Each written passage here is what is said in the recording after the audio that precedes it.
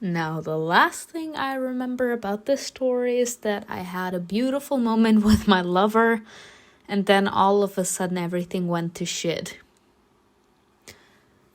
Hello everyone, and welcome back to another video of mine. This time I'm back with And the Haze Will Take Us, Season 2, Episode 6.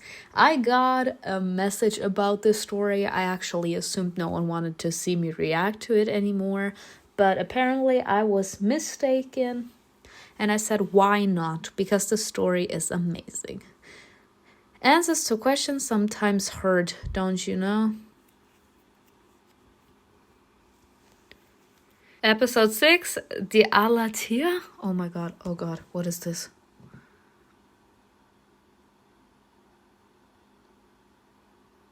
Simona spent the whole evening trying to erase the drawings from the wall.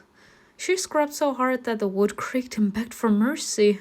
As soon as the roasters crowd, her mother woke her up and said that the high priestess wanted to see her.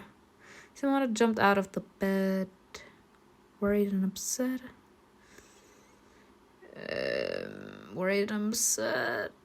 Yes, Haze. I chose the darkest one, as usual. What does she want from me?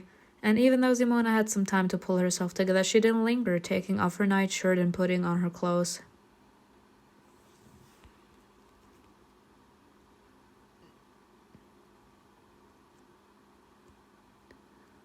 Oh my god. Look at the...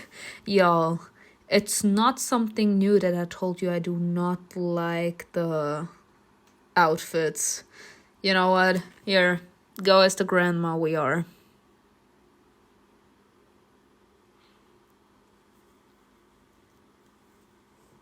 What in the... Okay. You know what? Let's go. Let's go with that one.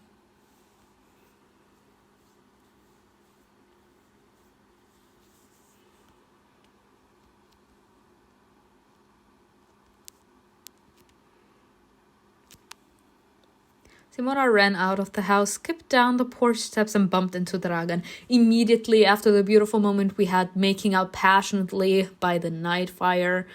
He was shirtless, beads of sweat trickled down his torso and wet strands of hair stuck to his forehead.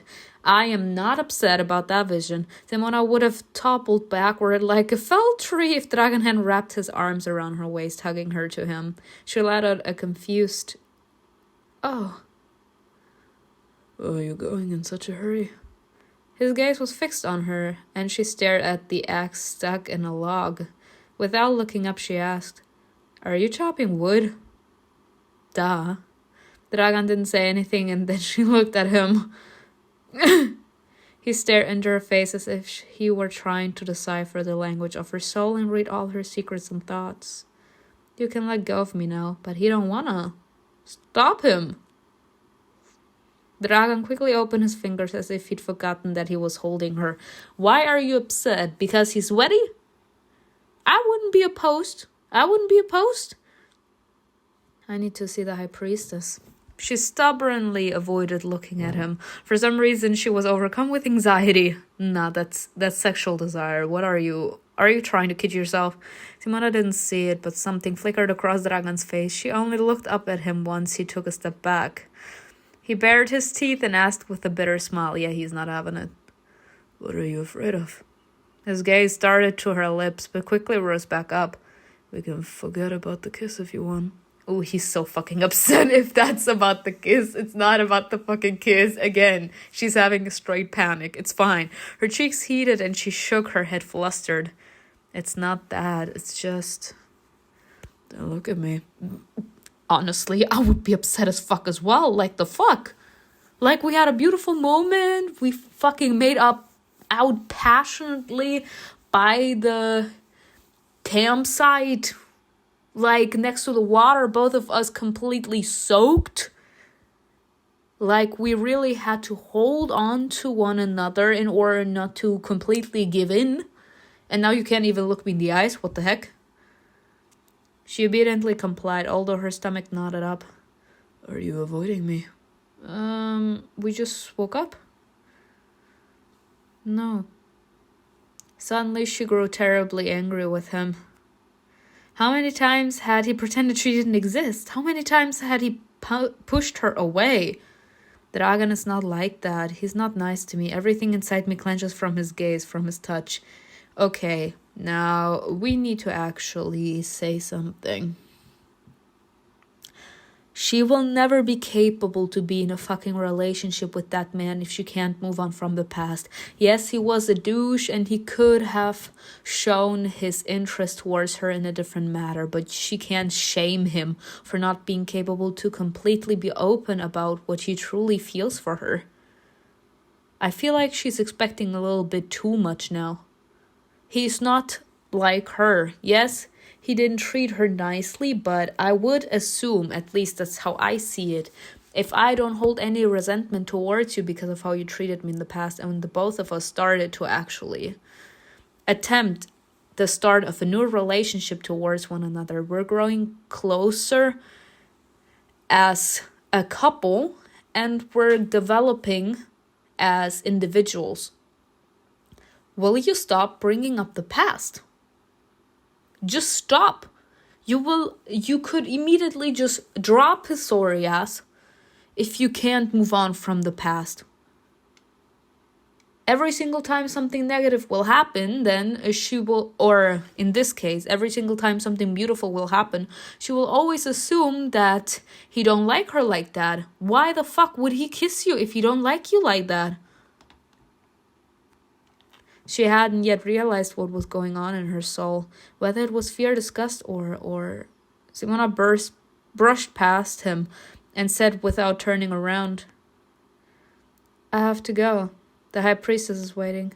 DRAGAN didn't say anything, and soon she heard the echo of a furious axe blow.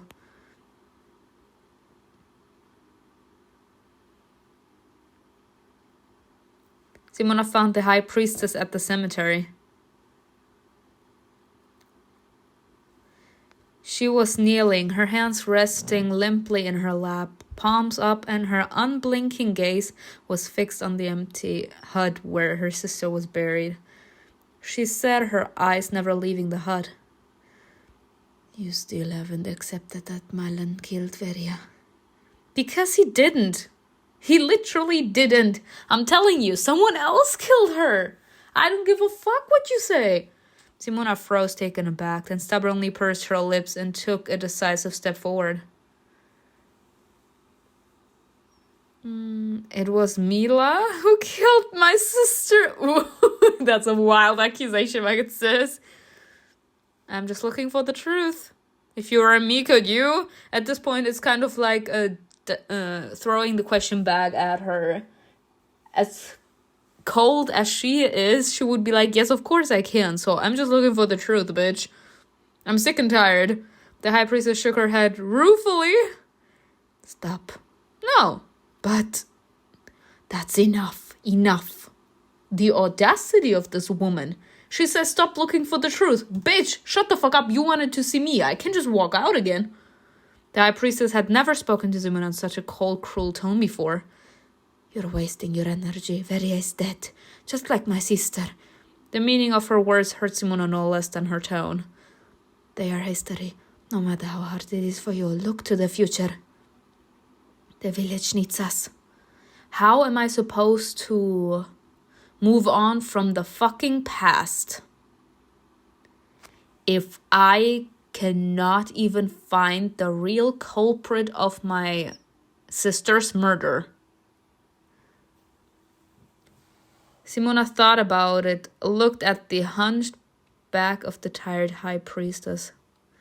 Her sagging, rough skin worn down by time, that yellow, blotchy face had been young once, capable of smiling. Once the high priestess had also had her Verja. She knows how I feel. She grieved too. She was sad too. Will I too miss Verja and come here after many years and many winters when there isn't even a body left? Maybe the high priestess is right and I shouldn't seek the truth. Yes, you should seek the truth. Are we kidding? What was her name? The high priestess held out a trembling hand. Help me up, my knees ache and punish me for sitting down like this, but what can I do? Priestesses should be able to kneel. She can't even tell her the name of her sister. Simona complied. The high priestess took her by the arm and led her back to the village. When the huts were almost out of sight, she suddenly turned around and said, Okay, Sariana. Her name was Sariana. Oh.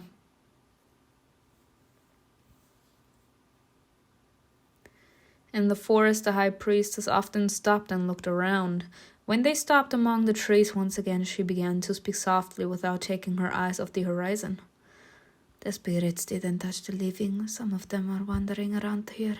Others went into the haze, but they're only watching us. As if they want to see what will become of us. Do you see your sister too? No.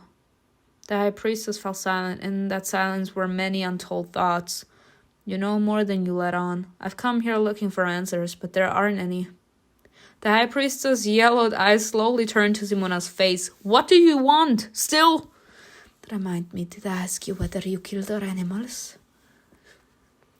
No. The high priestess took her hand and patted it gently. Because sometimes you shouldn't ask questions. Sometimes it is better to trust, my child. We were still fucking placed into the haze, my good sis. With Novak. The audacity of these bitches. You didn't ask the question, but I was still condemned because the other villagers thought I did it.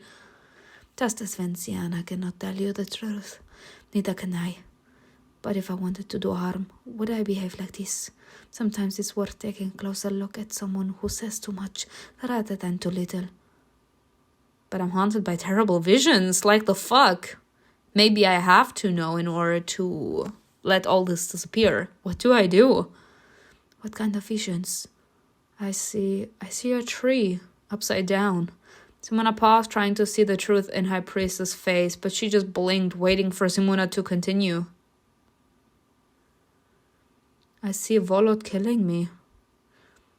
Her voice faltered and she fell silent, cursing herself for her weakness. The High Priestess walked on, dragging Simona along. The village is dying. We need the gods' help. And by killing me, as in the kind of embodiment of the haze, we're fine? She squeezed the skin of Simona's wrist under her hand, as if trying to etch her words into it. But salvation requires sacrifice. Simona tried very hard not to betray the horror that gripped her. Perhaps you're not the only one haunted by visions. Maybe it is your destiny. Simona turned her head, and the High Priestess met her look with sympathy and sincere concern. But I won't let that happen. It's not your blood that should be spilled, not yours. Why not? Simona wanted to ask whose blood then, but she swallowed the question along with her fear. You said I'm not the only one who is haunted by visions. Does Volot have them too? I think you should ask him yourself. Maybe. But you know how actually traumatizing that would be if he says, yes, I actually have visions of killing you. Oh, especially of how our relationship with him was. He won't tell me. Then you don't need to know. Oh, I need to know. The fuck, bitch, are we for real? We're dreaming about him killing us. You would want to know answers as well if you were the one being murdered. I refuse to believe that she's the type of woman to be like, oh, if it was the God's call, then it's the God's call. What should I say? But I want to know. You don't ask the questions either. That's the message from the gods. Yeah, but I want to know. You're stubborn. No.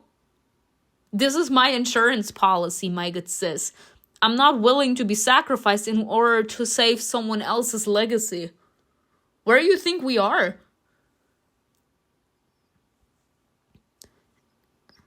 Is this a message from the gods? A dose of reality. I'm so sick. I don't understand why there is no emojis next to it, but fine. Give me a dose of reality. I think so, yes. My blood has to be spilled. What in the hell? You don't ask the gods questions either? You don't question the gods, you worship them. Nope, sorry, then that's not me. Have you ever seen anything like this? The high priestess seemed to be momentarily overwhelmed by memories, a look of fear crossing her face, but she quickly shook herself out of it. There's the village. Oh well. The high priestess released Simona's hand. Thank you for coming. I'll always come, should you ask it. The high priestess pressed her dry, wrinkled hand to Simona's warm cheek and smiled. You're a beauty. When I look at you, I see myself. After she just yelled at us? For being too stubborn? Take care. I will definitely summon you again, and I believe that. She hobbled on, and Simona stayed where she was, full of thoughts. She was thinking about OZAR. OZAR! I feel like I have to stop playing.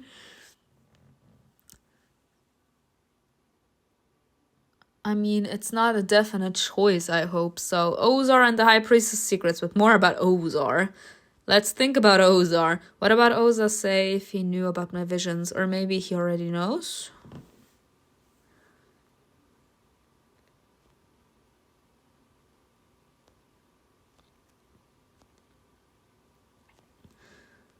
Ozar didn't turn around when the door creaked behind him. The High Priestess was back. Without pausing from this meticulous sorting of herbs, he asked casually, Where did you meet with her? The High Priestess sank onto the bench with a shuddering sigh. You're keeping more and more secrets from me. Why should I tell you? It was an abandoned shrine. I didn't think it was important. It's not important. Her answer was sharp and firm, but then her voice became softer and more complacent. I can't see that she's hurting. Ozar quickly raised his face. The High Priestess smirked, seeing his concern. Oh my god, yes, you are. He tried to keep his tone casual, but the tension in his voice didn't escape her. You worry about her too much. The gods must return, or the village will be swallowed by the haze. That was what he told himself every day, but the words no longer calmed his despair, no longer cooled the burning panic. Can you outwit fate? Fate is not as stubborn as everyone thinks. It easily breaks the threats and starts the pattern over. The High Priestess hadn't taken her eyes off Ozar since he'd fallen into her trap. She's waiting. Is she hoping I'll confirm her guess, or is she afraid? What, Yaga? Simon is worried about VOLOT. It seems that the priest has a special place in her heart again. It's still a thing. I'm still playing 3. Why are you telling me this? Too rude. Less emotion. No, sir, it's too late. Like, you're reacting. The second you are too bothered, you immediately know that you care. It's empty talk. I'm not interested in it. Aren't you worried about the young priestess? I thought I told you to protect her. Oh! Protect her? Not like that. Oh! How am I supposed to do it? Calm down, or she'll figure you out. She already did, my good sis. What else is there to figure out? Never mind, Simona seems quite attached to you. You protect her. Don't you want to? Yes, he does. But if he tells you, you're gonna tell him, I told you so. And I would rather die than have you tell me that. I do. Oh, Ozar. My heart is actually breaking for this man because I did play. No. His voice finally took on the indifference he'd been looking for. Ozar rose from the table. You care about her too much. You'd better tell VOLOT to hurry up.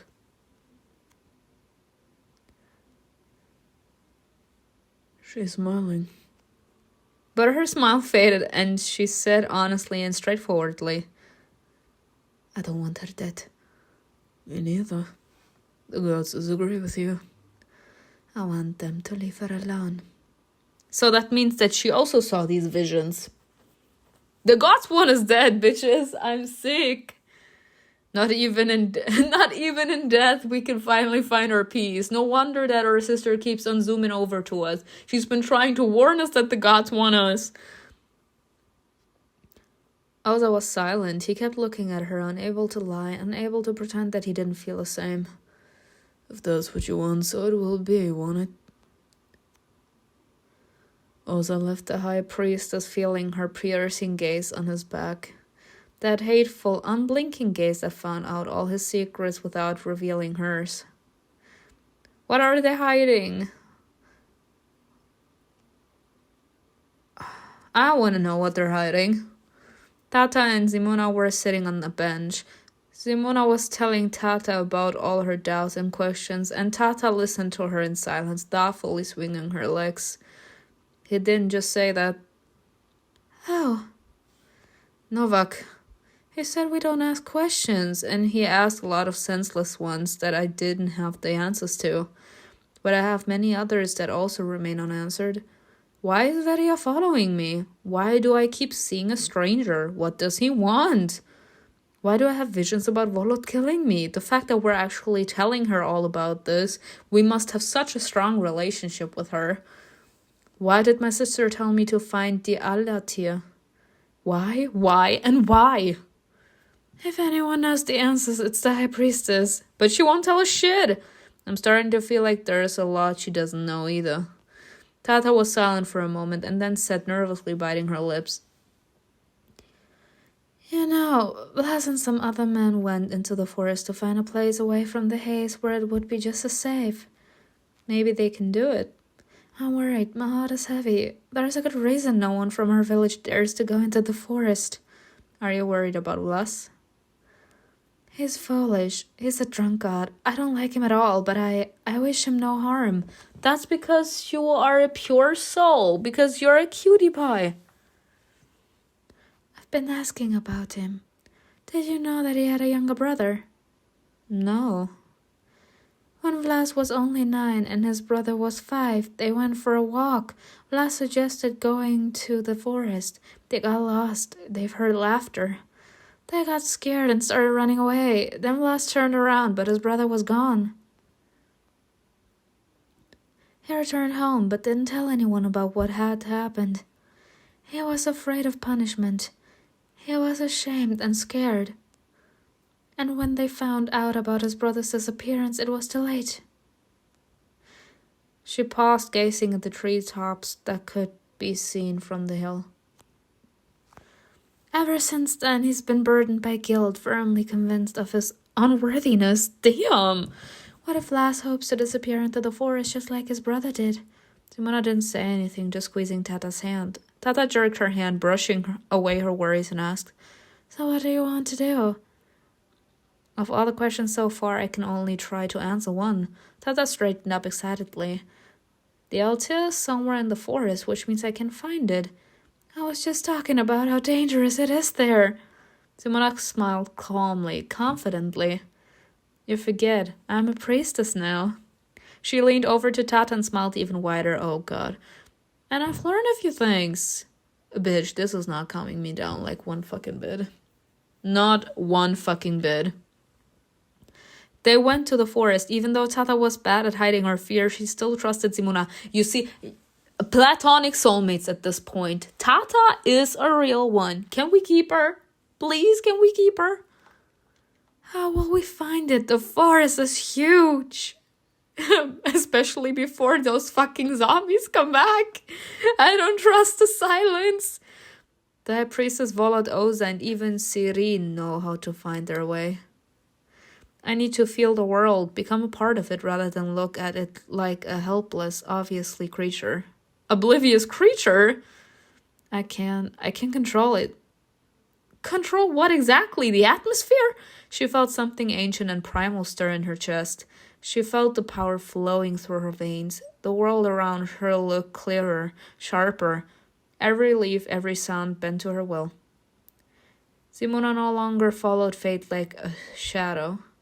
No fate was dancing at her feet humbly, bowing its head. Simona realized she was not beholden to the currents of time and winds, but the one who changed their course.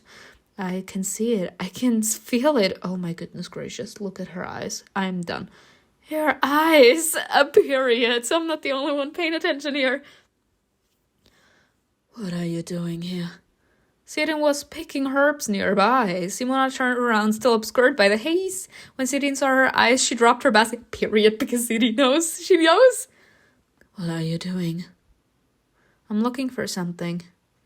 You won't find anything in the forest except evil spirits and beasts. They want to die.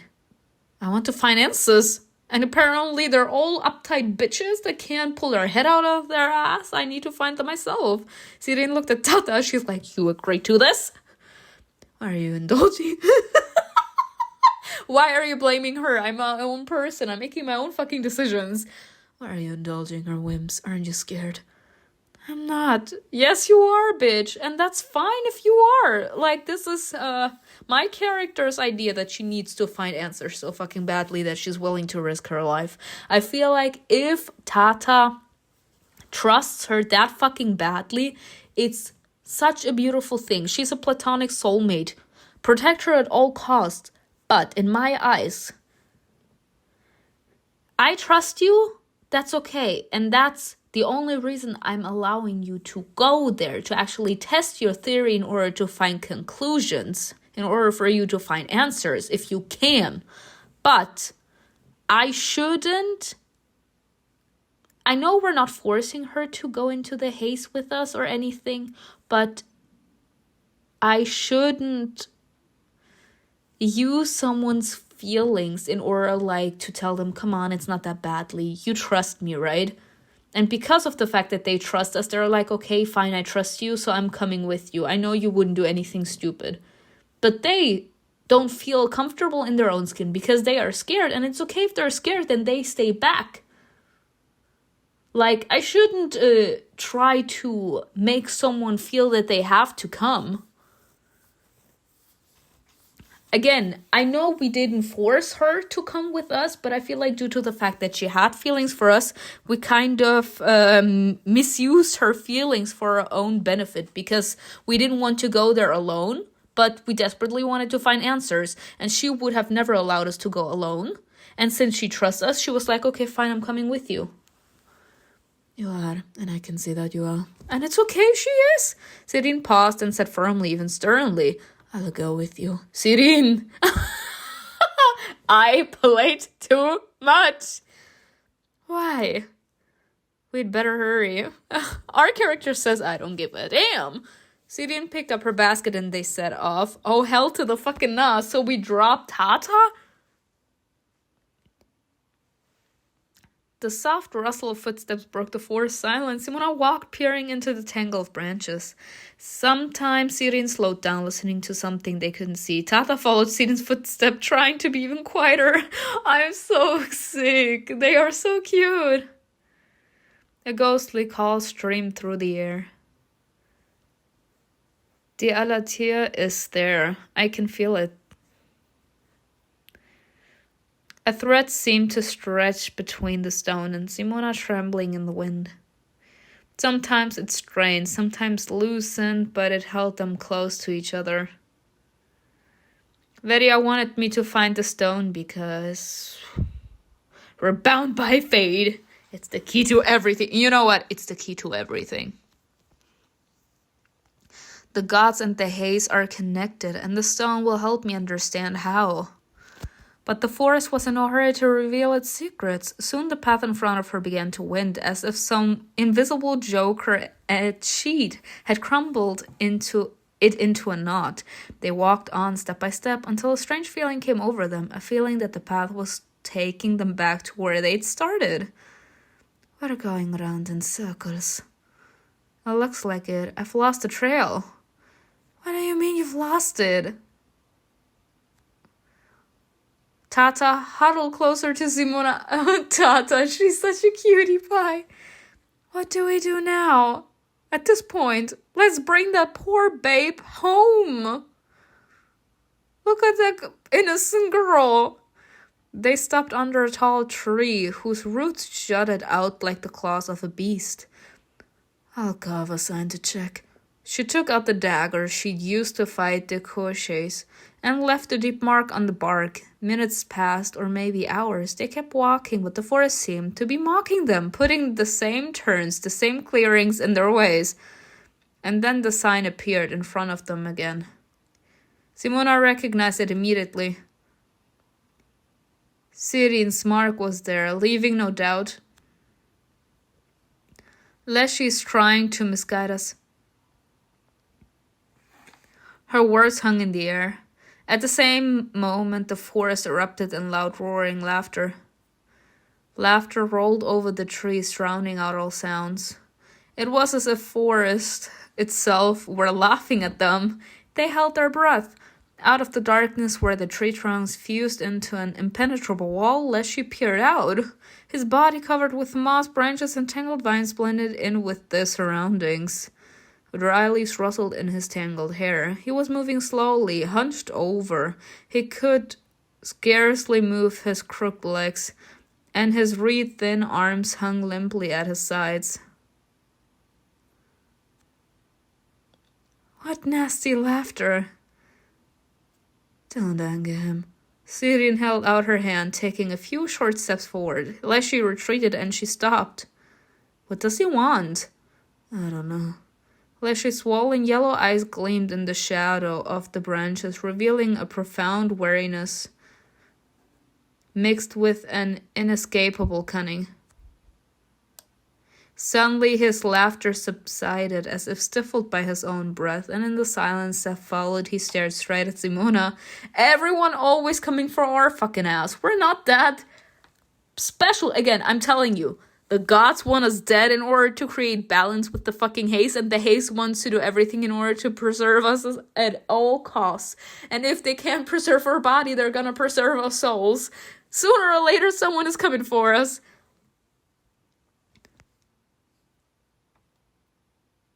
His yellow eyes seemed to nail her to the ground, and her skin prickled coldly. Look at this bitch. Oh my goodness gracious. Making no sound, Leshy stretched out his hand, long and dry as a broken branch, and pointed a bony finger deep into the forest. He was pointing at the Altea. They understood without words. They dashed off, but Leshy didn't follow them. He just watched them go, slowly turning his head.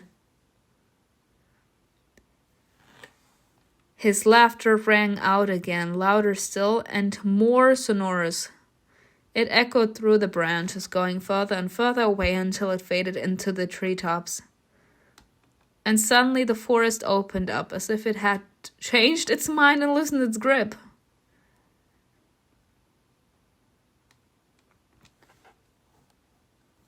They stopped, feeling the air become fresher and the light brighter. Leshy's laughter still followed them, like a distant bell ringing, leaving a strange, disturbing feeling in their souls. In front of them was the Altea. Leshy let us go. He let us find it. If he hadn't wanted us to, we would have wandered for a long time. Tata tossed her curls excitedly. Her cheeks were flushed from running, and she looked even more beautiful than usual. Somewhere in the back of Simona's mind, she wondered if Sirin had noticed it too. He's so scary. That's why I don't go into the forest.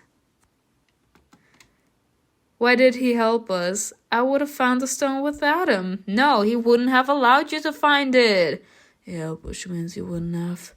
As to why he did it, no one will ever know. Who knows what these evil spirits... Sirin and Tata fell silent as Simona stepped toward the Altea. As the high priestess had predicted, Simona had to kneel. She ran her hand over the cold flat stone with runes carved and etched into it. Meaning was born under her fingers, woven into images and patterns, revealing the truth to a blind Simona. With each new rune, the truth she desired punished her with a cruel prediction, cutting deep symbols into her soul as someone had once cut them into the stone. Oh, hell to the fucking nah. So the truth actually means punishment. Great. Siren stood behind her, looking over her shoulder and silently absorbing the prophecy. What does it say? If I understood correctly, Simona didn't recognize her hoarse, ragged voice. She cleared her throat and continued trying to sound more confident. A star, a sister. I don't understand this part. The runes break off. And here it says something about resurrection. So we're supposed to help resurrect our sister? The well must be filled. Then the gods will drink from it and be reborn. Oh, the rebirth is supposed to be for the gods, right? Because they're dying. And our sacrifice is supposed to bring that. Because it's a sister. And apparently the death from our sister didn't help. So we're supposed to be the next sacrifice then. The gods can be reborn? How much blood does it take to fill a well? A lot. The well could have been filled for a very long time, or it might never have been found.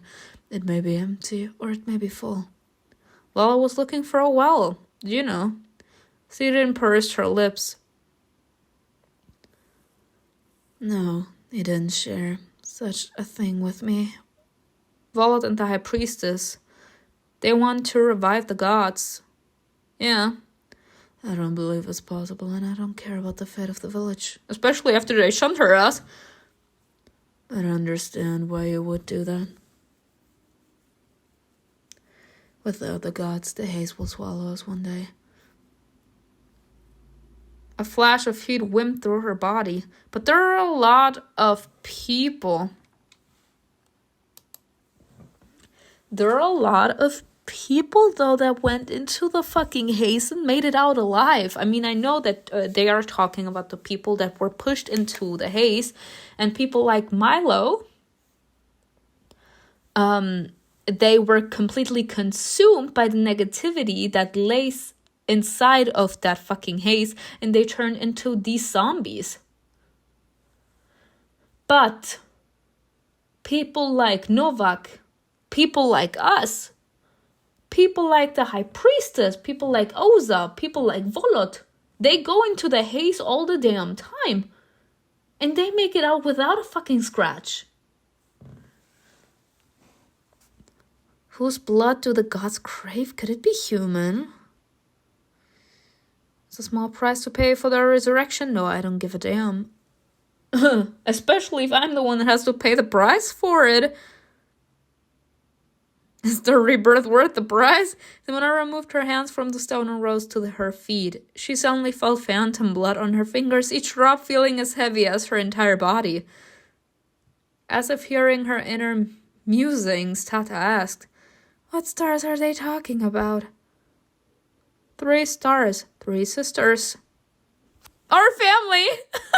So all of our... The gods are pathetic. Is it their blood the gods want? If they want it, it's not for a rebirth. They're needed for something else. Or a sister just died. It's now us and our other sister. The one that just started talking. And in the last episode, if I remember correctly, she said it's already too late. So the gods already chose their victims. It wasn't so easy to find the way back. Simona had to stop and think for a long time and take her time so as not to get lost. The ornate patterns of the forest confused her without Leshy's help. Simona couldn't stop thinking about the message on the Altea and felt awful.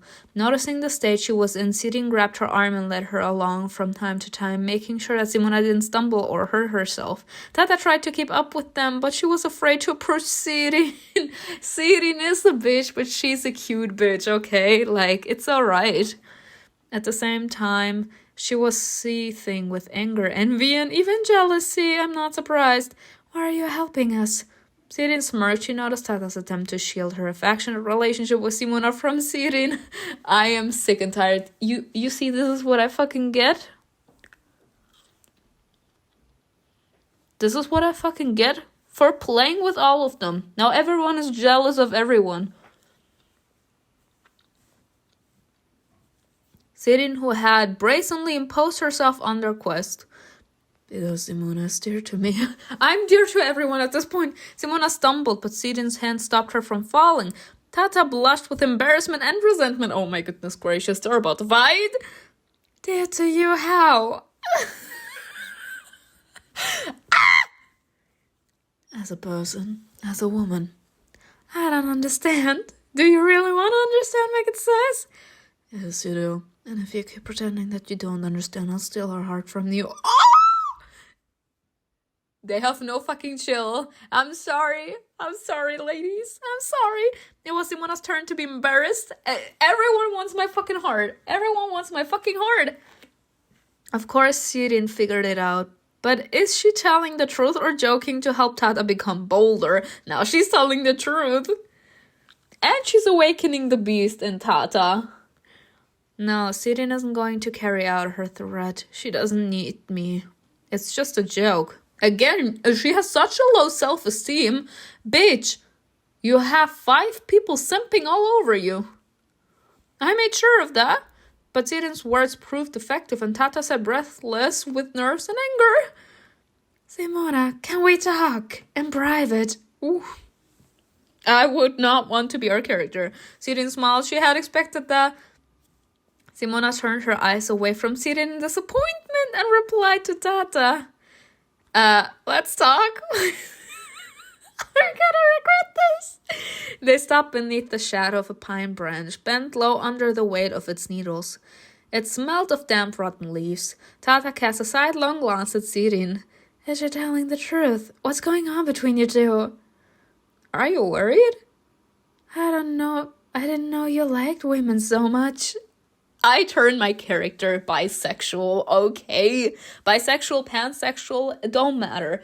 Because I noticed a lot of people in my fucking comment section, they enjoy when I play. And the more people I can play, the better. So, you get the best of both worlds. We're taking both. Tata heard the hurt in her voice and regretted what she had said. Oh, Tata, she's so smitten. I thought this was like platonically, but no, the romantic love is still there. Tata was truly hurt by Siren's words, but at the same time, she was worried that her threats could become reality. Yeah, that she could actually win her heart. You don't need to love her. My good sis. Simona wanted to take a breath, but her body felt numb. Who should I love then? You? Tata lifted her chin defiantly.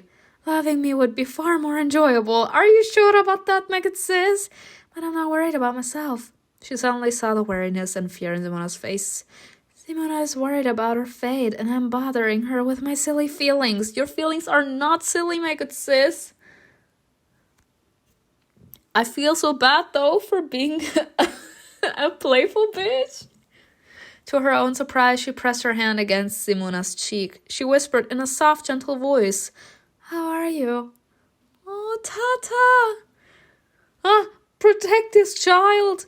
Simona involuntarily closed her eyes and leaned her face into Tata's warm hand. I feel like I'm on the verge of something terrible, but that's exactly what I was looking for. It won't be easy to cross this threshold.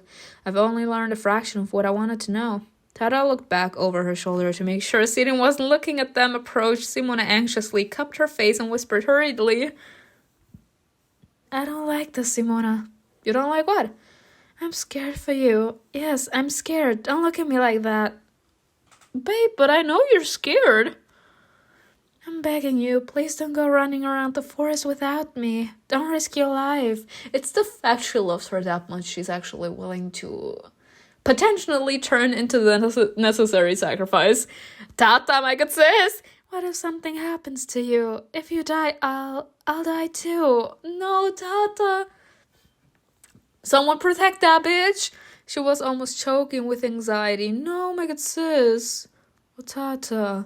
Simona reached out to her, but Tata pulled her hands away from Simona's face and stepped back, hugging herself. I don't know what's going on with me. You care, and that's okay. I didn't want to worry you. And I don't want to worry about you. Not this much. I don't want the witch to take my heart and yours. The tears! It was the tears for me! Tata, let me put your mind at rest. Tata was pale and scared. The forest seems to be affecting her. Simona stretched out her arms and stepped toward Tata, slowly, carefully at first, as if she were approaching a wild creature. And then in one bound, she was beside Tata, pulling her close. She cradled the redhead against her shoulder. I'm sorry. Sirin looked at them and froze for a while, her face expressionless, and then turned away, either not wanting to see it or caring too little. Nah, she don't want to see this. I'm sorry, it's not you who should be calming me down, but the other way around. You're so warm. I like standing with you like this. Tata buried her face in Simona's hair and muttered, I like it too. They stood like that for a few moments, but it was time for them to go and they had to break their embrace. Tata's gradually accepting her feelings. I knew that she already was into us, but that much? Oh my god, sis. Tata quickly smoothed down her hair and shifted her expression, desperately hoping that Sirin wouldn't see the agonizing fear of defeat in her eyes. But Sirin asked nothing and said nothing. She didn't even look at them, just walked on. I mean, she's numb. As they passed the last few trees and finally saw the houses scattered over the valley ahead, Simona couldn't help but exclaim, We're here. Simona couldn't wait to ask Volot her questions, and she hurried to his house. Simona squeezed Tata's hand, saying goodbye, and quickly whispered to her, I will tell you everything. I'll be waiting. Tata's feet seemed rooted to the ground. She didn't want to leave Simona, but she felt that she didn't belong in that world. Take care. You too, Tata. Are you sure you want to talk to him? Volot's not in a good mood right now. He better not be in a fucking good mood if he keeps on dreaming about actually killing us. Like... I'm sure. You just can't sit still, can you? Nope, sorry. Sirin opened the door but didn't enter, hesitating. She stepped aside to let Simona walk inside. Simona hesitated for a moment, but it was too late to back out. She took a step into the half-lit room.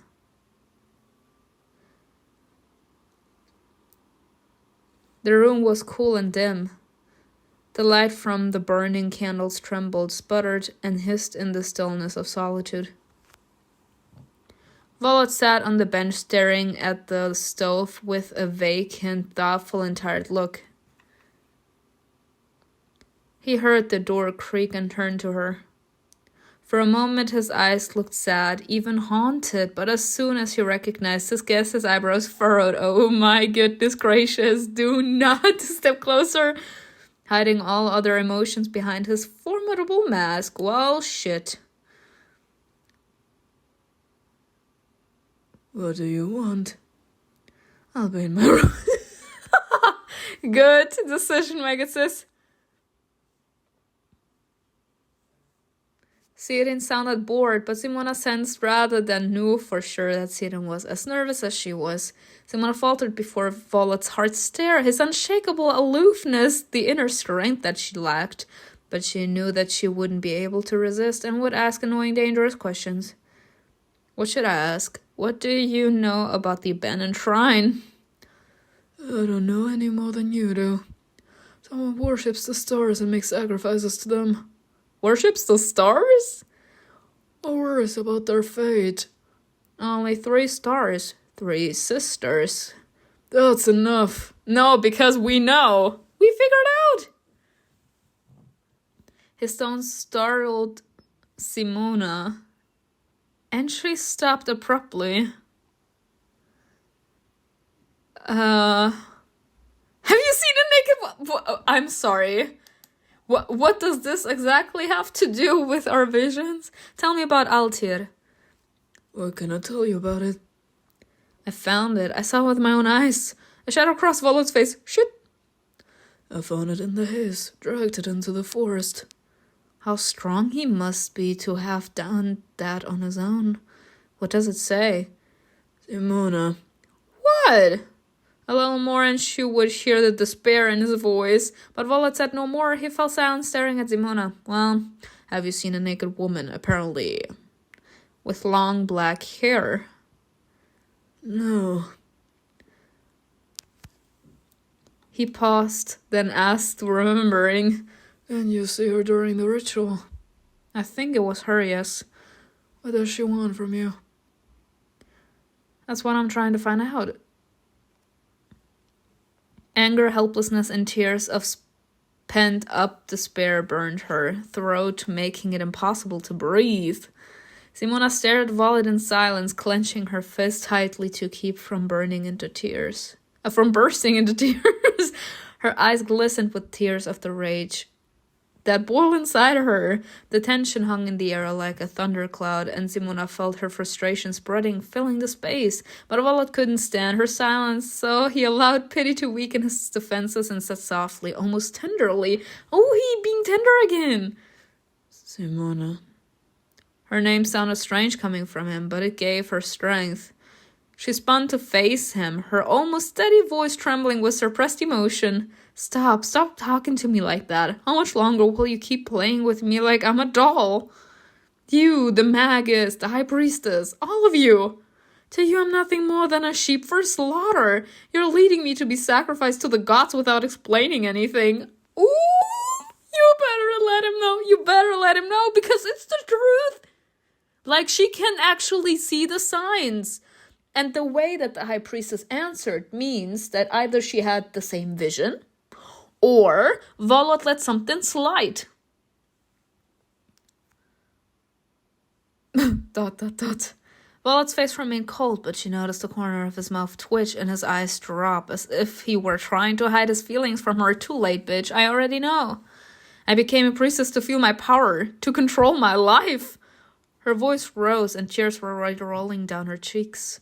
Simona had the fleeting thought that it was nice to cry sometimes, but that didn't stop her angry outburst. And now I feel more helpless than ever. I want to know the truth, VOLOT. I want to know what you're hiding from me. Simona. Don't call me that. She interrupted him, taking her anger out on him. The way her soul responded to his voice, to the tenderness hidden behind his appeal. Simona couldn't allow VOLOT to ease her pain. I'm done pretending that I believe you. Her voice broke and she was silent for a moment. When she continued, she spoke more calmly, gradually regaining her composure. Too late, you already broke down. I want to avenge my sister. I want to regain control of my life. I want to know the truth. VOLOT was silent, and his silence infuriated her.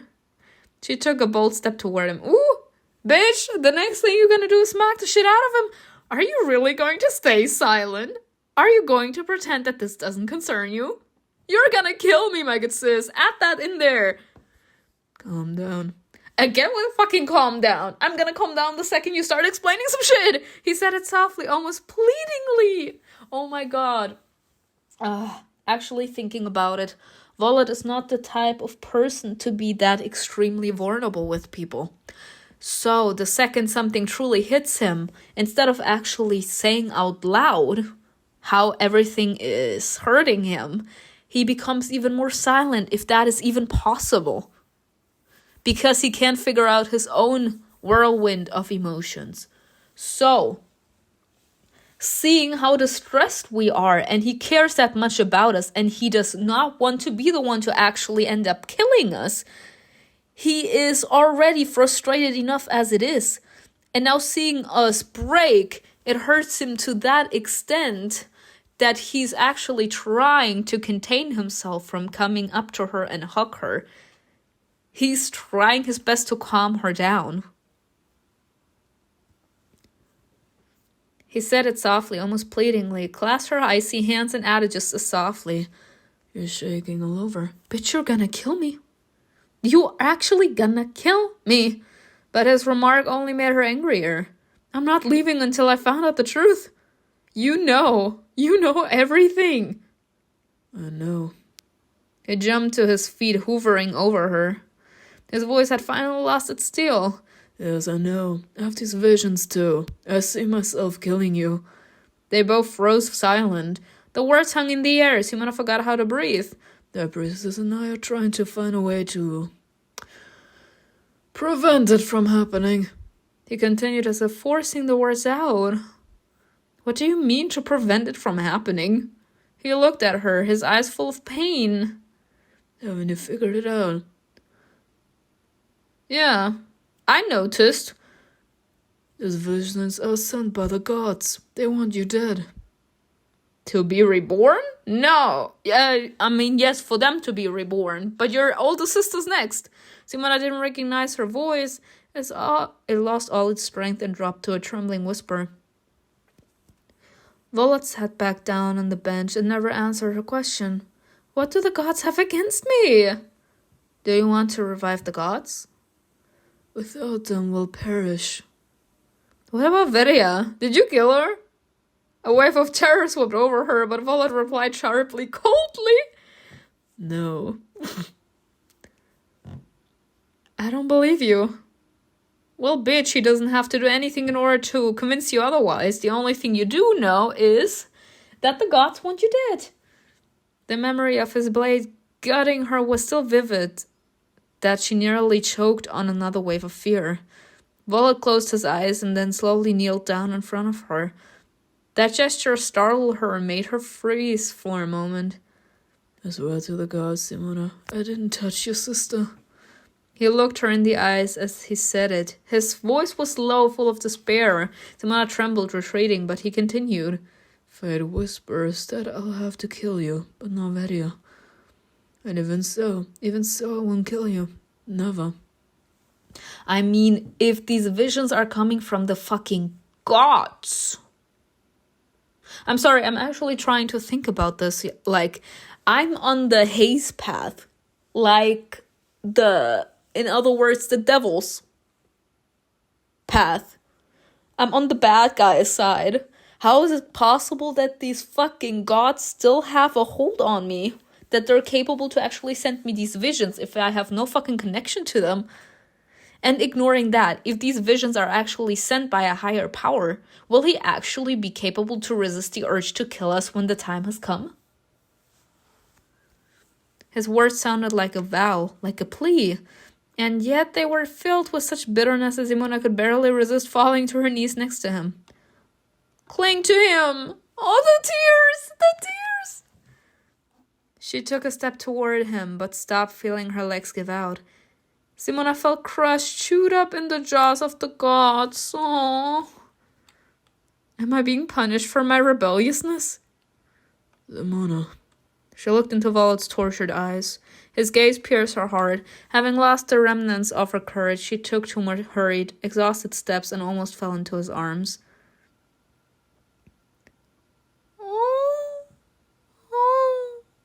So cute. Volot wrapped his arms around her hips, hugging her to him and burying his face in her stomach. Simona put her hands on the back of his head and closed her eyes. His large, rough palms were both a shelter and a guilty plea. Volot's face hidden in the folds of her clothes, his hot breath on her stomach, all seemed to pierce right through the icy armor she'd locked herself in. Simona ran her fingers through his short hair. She wanted to grip the hair on the top of his head and tug at it, but she knew she wouldn't be able to grab it. It was as elusive as the priest himself. Volot didn't move for a long time. He just breathed deeply, like a hunted creature that had found a brief shelter. Then his lips touched the fabric on her stomach, slowly and hesitantly. I've been trying to stay away from you. A shudder ran through Simona's body. Volot's lips touched her skin through the fabric again, a little more confidently, but still tremulously, almost reverently. Oh no. He raised his head, his eyes full of pain meet hers. I'm dead. For a moment, Volot froze as if apologizing for his insolence, and then got up slowly, without taking his eyes off her face. His hands slid down her sides and gently wrapped around her waist. They were standing face to face, so close that their brows merged into one. You've done what the evil spirits failed to do, Simona. Aww. We were capable to make him weak. Well, Volot lowered his head, and Simona rose lightly on her toes, pushing aside fear and prophecies. You've ruined me.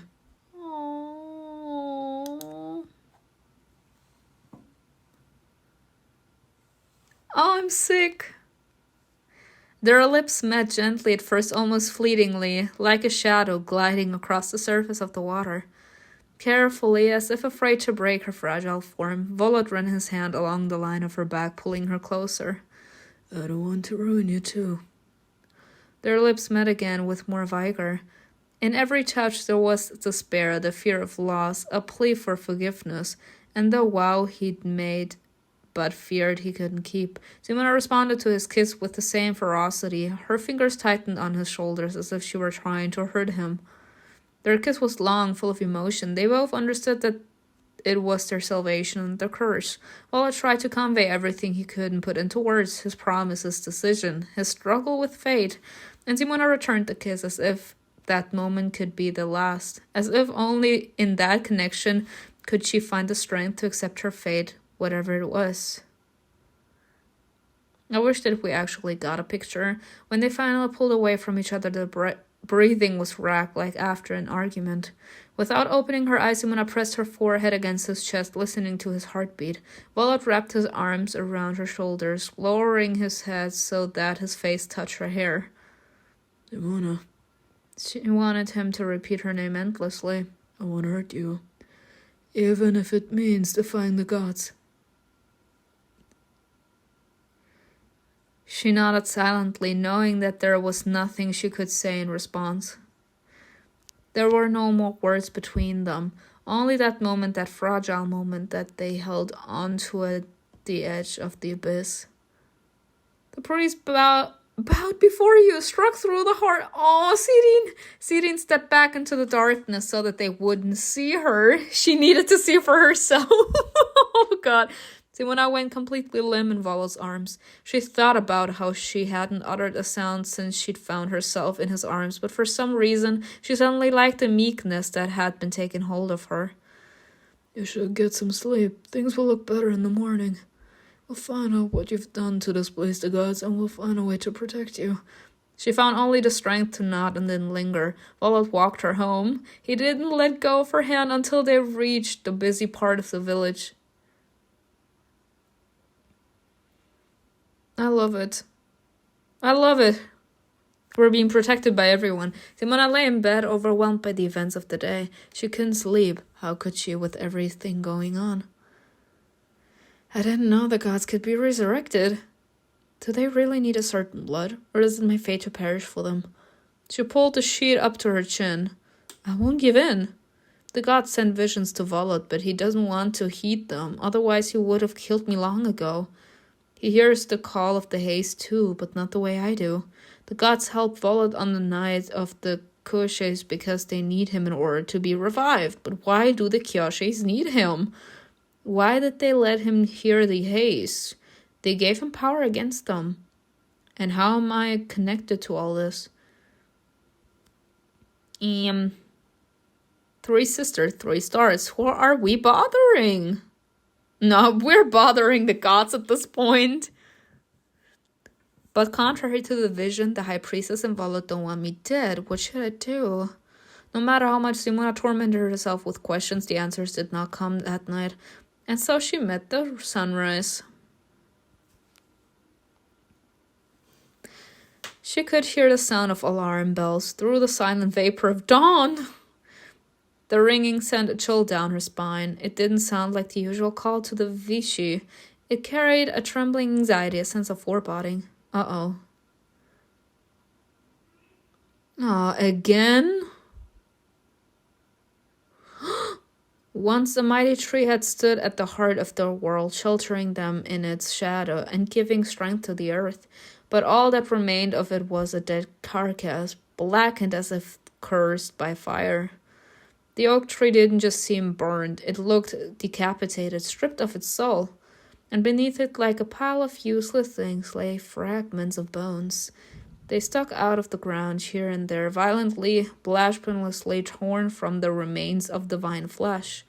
The ground all around was scorched, covered in black veins. The villagers huddled in tight groups, afraid to come any closer, yet unable to tear their eyes away from the bones. The high priestess' voice faltered. She didn't finish. There was no need to explain what it was. But who had dared to do such a thing and why? Among the shattered bones, one stood out in particular. Someone had broken off a huge piece and dragged it here, leaving a deep furrow in the earth.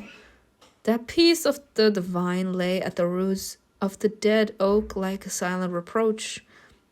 Whispers ran through the crowds. Some were crying, others were praying. But their horror intensified when one of the men looked to the side. He saw the bodies. Those who had gone into the forest, those who had left the village in search of a better, more peaceful life. Yeah.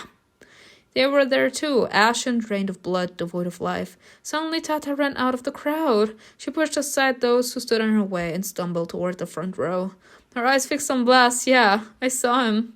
His body was mutilated, and his eyes, as empty as black water, seemed to be staring at her. She let out a short rasp as if she wanted to scream, but her voice was stuck in her throat. You fool! She truly cared for that man. I feel so bad for her. Tata tried to say something, but the words died on her lips. The crowd stood silently surrounded by the ghostly light of dawn. Do we even want to know what exactly happened to him? And that light seemed to give the bones, the oak, and the body some strange icy life. Ah! I am sick and tired. What is all this drama for nothing? I feel so bad for Tata. She actually accepted that she had feelings for us, and she did say she didn't want Vlas to actually go through something horrible, because we remember the season 1 finale where she was protected by him against the Kyoshi. So she developed a soft spot for him, and she didn't want anything bad to happen to him, and now this happened. My poor girl. But we will see what next episode is all about. I hope you enjoyed this video with me. Tell me in the comments below what you think was best, and I will see you in another video. Bye.